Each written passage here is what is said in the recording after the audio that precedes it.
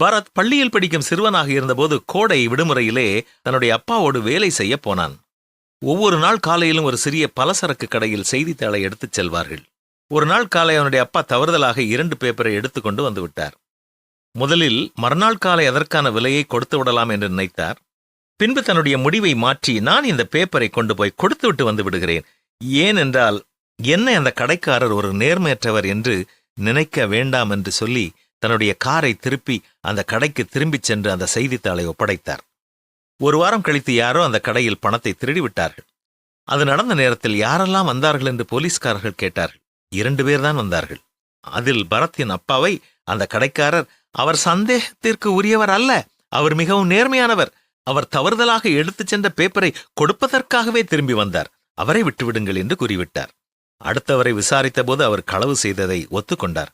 பரத்தின் தந்தையினுடைய நேர்மை அந்த கடைக்காரர் மனதிலும் பரத்தினுடைய மனதிலும் பெரிய தாக்கத்தை ஏற்படுத்தியது. உன்னுடைய வாழ்க்கை சொல்லிலும் செயலிலும் நேர்மையானதாக இருக்கிறதா? உன்னுடைய நேர்மை பிறரின் சந்தேகத்திற்கு அப்பாற்பட்டதாக இருக்கிறதா? சிந்தித்து பார்க்க வேண்டும். நாங்கள் நல் மனச்சாட்சியுள்ளவர்களாய் எல்லாவற்றிலும் யோக்கியமாய் நடக்க விரும்புகிறோம் என்றுதானே வேதமும் கூறுகிறது. கடைபிடிப்போமா?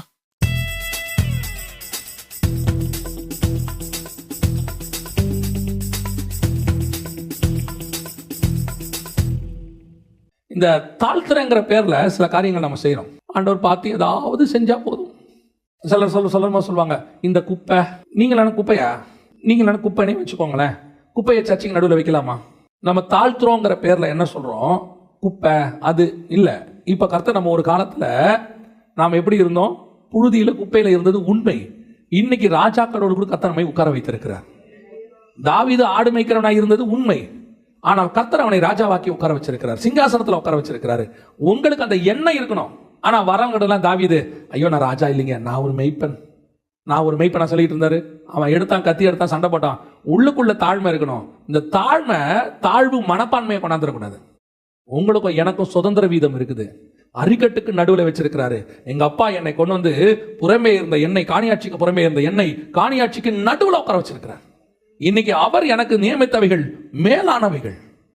Video sponsor by Mod e-shopping. ஓகேங்களா? பை மோட் இ-ஷாப்பிங் இதில் வந்து நம்ம எல்லா பொருளும் பர்ச்சேஸ் பண்ணிக்கலாம். பாருங்கள், எல்லாமே இருக்குது. சரிங்களா? இதில் பாருங்கள், இல்லாத பொருள் இல்லை. நம்ம வீட்டுக்கு தேவையான சமையல் பொருள்லேருந்து ஷாம்பு, பேஸ்ட்டு எல்லாமே ஆஃபர் ப்ரைஸில் கிடைக்கிது. சரிங்களா? எல்லா வித கம்பெனி இருக்குது. ஆச்சி, ஆம்பியூர், AVT, Bru, Britannia, Colgate, Dabur எல்லா கம்பெனியும் இருக்குது. சரிங்களா? இதில் போய் நமக்கு என்ன பொருள் வேணாலும் நம்ம பர்ச்சேஸ் பண்ணிக்கலாம். ஆஃபர் ப்ரைஸில் கிடைக்கிது. சரிங்களா?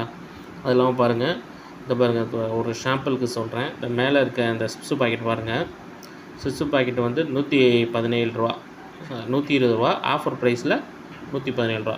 இந்த அது சிப்ஸு பாக்கெட் மட்டும் இல்லை, எல்லாமே இருக்குது. சாதாரண நம்ம வீட்டுக்கு யூஸ் பண்ணுற நம்ம ஆச்சி சிக்கன் மசாலா, ஆமாம், அது கூட பாருங்கள் 34 ரூபா கடையில் வாங்கலாமா. ஆனால் இங்கே 29 ரூபா தான் போட்டுருக்கு. ஸோ இது எல்லாமே ஆஃபர் ப்ரைஸ். இல்லாத பொருளே இல்லை. பேஸ்ட்லேருந்து எல்லாமே இருக்குது. இது நீங்கள் நல்லா யூஸ் பண்ணிக்கலாம். வீட்டுக்கு தேவையான எல்லா பொருளும் வாங்கிக்கலாம்.